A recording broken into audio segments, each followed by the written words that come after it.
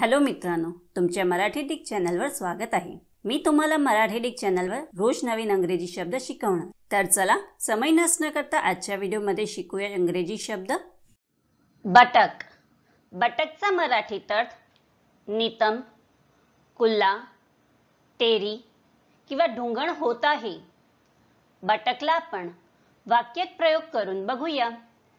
पहिला वाक्य आहे His father spanked him on his buttocks. दूसरा वाक्य आहे He is still having pain in the vertebra above his buttocks. तीसरा वाक्य आहे Two large blisters have developed on each buttock.